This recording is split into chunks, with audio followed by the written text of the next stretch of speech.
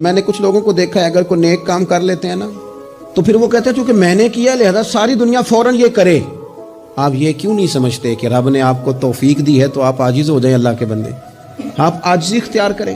وہ کہتے ہیں چونکہ میں کرتا ہوں لہذا میں اب اتنا بڑا آدمی ہوں تو فلانے بندے تو ٹھیک ہی نہیں. حضرت سعدی شیرازی کہتے ہیں کہ تہجد کا ٹائم تھا پرانے زمانے میں نا, لوگ مسافر اکثر رات مسجدوں میں آ کے گزارتے تھے تو کہتے ہیں مسجد میں لوگ سوئے ہوئے تھے سارے, تہجد کا ٹائم تھا, میں تہجد کی نماز پڑھ رہا تھا, میرے والد بھی ساتھ تھے, تو میں نے اپنے ابا جی سے کہا یہ دیکھو کتنے بد نصیب ہیں, نفلوں کا ٹائم ہے اور یہ سوئے ہوئے ہیں. تو فرماتے ہیں میرے والد کہنے لگے کاش تو بھی سویا ہی رہتا, لوگوں کے کپڑے تو نہ پھاڑتا.